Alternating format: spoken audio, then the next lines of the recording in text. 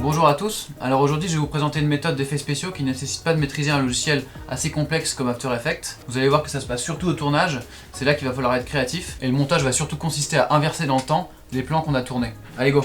Alors pour ce premier exemple, j'ai pris du beurre que j'ai découpé en bâtonnets, et j'ai formé 2 mots avec, et après j'ai mis au congélateur pour pas que le beurre soit fondu et pour que ce soit bien dur au début du tournage. Et maintenant je vais mettre sur la plaque pour que ça fonde et que le beurre se répande dans le plat. Petite subtilité, rajouter un petit peu de sucre pour le côté scintillant. Deuxième exemple, je vais reproduire la fin de la saison 1 de Game of Thrones. Je vais cramer Daenerys au milieu d'un bûcher de bougies. Ça faisait longtemps que je rêvais de faire ça et je crois que ce jour est enfin arrivé.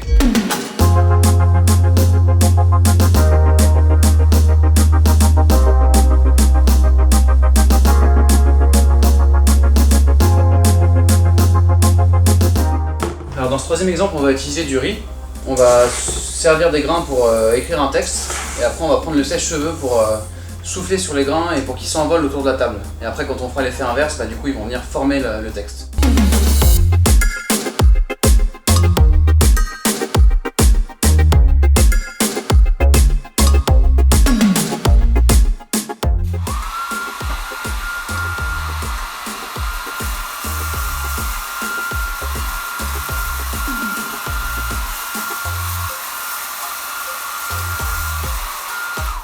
Bon bah voilà, maintenant il reste la partie chiante, le rangement, mais bon, on fera ça plus tard, hein, parce que là, faut qu'on sorte. Hein.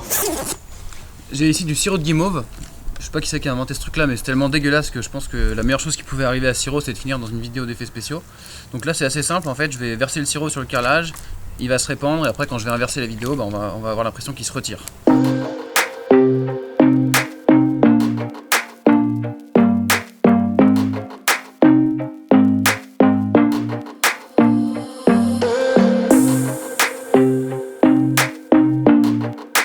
Alors pour ce cinquième exemple, on va s'amuser un peu avec les feuilles vu qu'on est en automne et qu'elles sont toutes tombées. Donc je vais ramasser plein de feuilles et je vais les lancer en l'air pour créer un nuage de feuilles.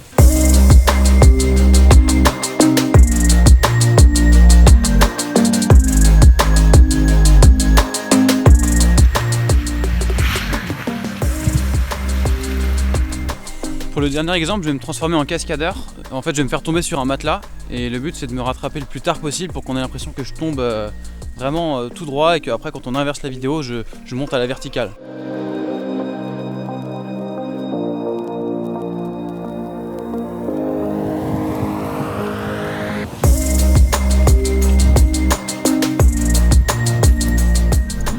Maintenant on passe au montage, donc moi je travaille sur Adobe Premiere Pro mais toutes les méthodes que je présente sont valables aussi sur Final Cut, Avid et autres. Alors la première chose à faire c'est d'importer les rushs, donc ils sont là. Ensuite on crée une séquence, donc 25 images secondes, 1920 par 1080 c'est bien de la HD, et puis on la nomme. Hop. Et ensuite on va regarder nos rushs un par un pour savoir quelle partie on sélectionne. Donc on double-clique dessus.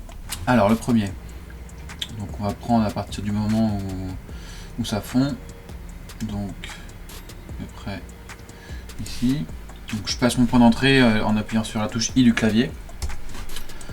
Et ensuite, on va le prendre jusqu'à la fin du rush parce que de toute façon le beurre fond jusqu'au bout. Ensuite, pour déposer mon rush sur ma séquence, il faut cliquer sur le petit icône ici, hop, et en fait on glisse et on dépose directement sur la séquence. Donc, là j'ai mon rush tel que je l'ai filmé. Moi ce que je veux faire en premier, c'est déjà inverser le sens de la vidéo. On peut le faire de 3 manières différentes. Soit on fait clic droit sur le rush, on clique sur vitesse durée, et là on clique sur inverser la vitesse. Ok. Donc là, hop, on parle bien du stade fondu au stade dur. Deuxième méthode, donc j'annule, c'est de cliquer sur le rush et de faire commande R ou CTRL R pour ceux qui sont sur PC. Et après là on est dans la même fenêtre, on clique aussi sur inverser la vitesse et ok. Donc j'annule encore. Et la troisième méthode, c'est d'aller dans éléments et de cliquer sur vitesse durée. Et aussi, on est toujours dans la même fenêtre, inverser la vitesse, ok. Donc là ma vitesse est inversée. Maintenant si je lis la vidéo à vitesse réelle, je vais me rendre compte que il se passe pas grand chose, en tout cas c'est très lent. Là en fait mon rush il dure 2 minutes 47. 2 minutes 47 c'est beaucoup trop long pour ce que je veux faire. Moi le but c'est que ça dure que quelques secondes. Donc dans ce cas là en fait on va devoir retourner dans la même fenêtre en faisant clic droit, vitesse durée ou les deux autres méthodes que je vous ai montrées. Et là en fait on va pouvoir jouer sur le chiffre de la vitesse. Donc le but là c'est que ça aille plus vite tout en étant inversé. Donc la case inverser la vitesse on la touche plus maintenant. Mais par contre on va jouer sur la vitesse. Donc par exemple je vais essayer de mettre 500. Ça va aller 5 fois plus vite. Ça reste très lent. Donc on va encore accélérer. On va essayer 2000. C'est pas mal, c'est mieux, mais c'est encore trop lent. Donc on va mettre 6000. Voilà ce que ça donne. Donc c'est bien, c'est ce que je voulais. Ensuite, deuxième rush. Donc lui, on va le prendre à partir du moment où j'enlève mon doigt. C'est-à-dire ici. Donc j'appuie sur I pour mon point d'entrée. Et on va prendre jusqu'à la fin des flammes. Donc à peu près ici. Donc O pour point de sortie. Donc là c'est pareil, je clique sur la petite icône ici pour faire glisser. Et déposer sur la séquence. Hop. Donc on va refaire la manipulation pour inverser la vidéo. Donc moi je fais toujours commande R, inverser la vitesse. Ok. Et là c'est pareil, si on lit en temps réel, on va voir que c'est beaucoup trop long.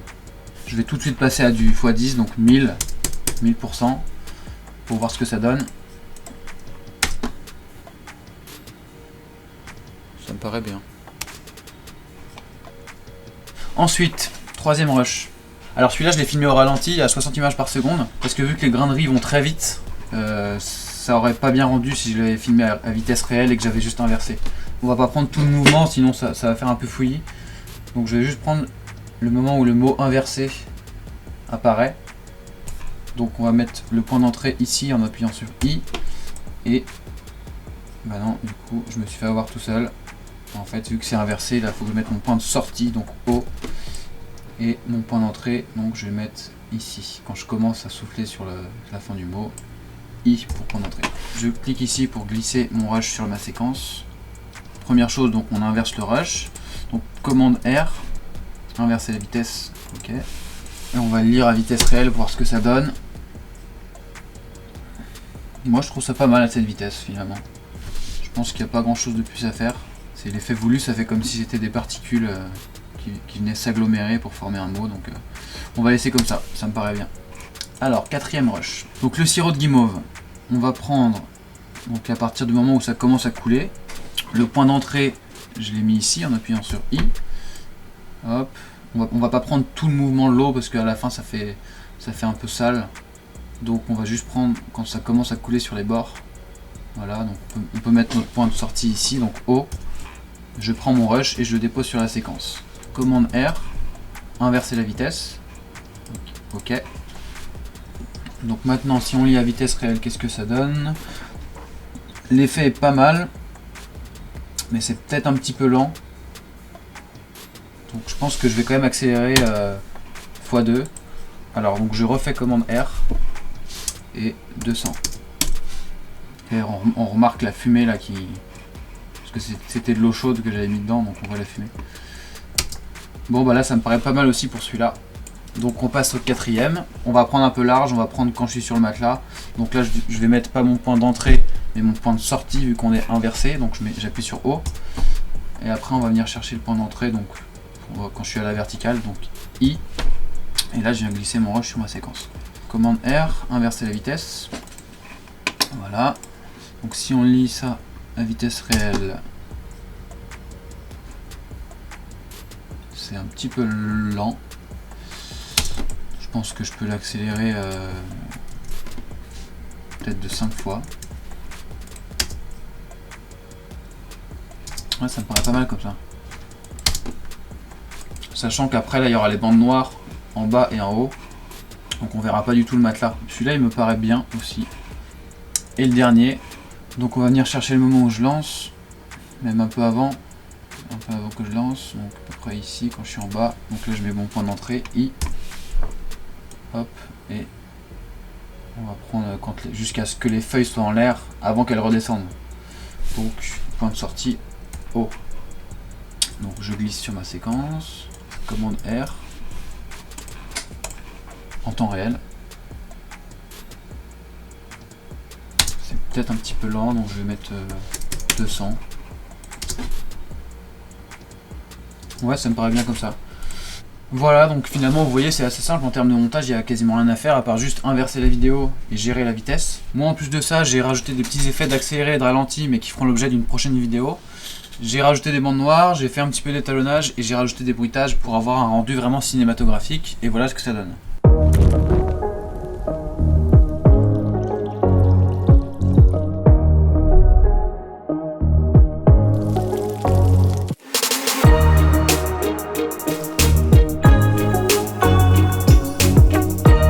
Voilà, donc en résumé, vous avez remarqué que c'est pas en termes de montage que cette technique est difficile, c'est surtout au tournage qu'il faut être créatif. Il faut réussir à imaginer ce qui va avoir de beaux rendus en inversé, donc il faut mettre son cerveau à l'envers, c'est pas toujours facile de réfléchir comme ça, mais moi je vous conseille de faire plein d'essais, c'est comme ça qu'on apprend et vous allez voir, on est souvent surpris du résultat.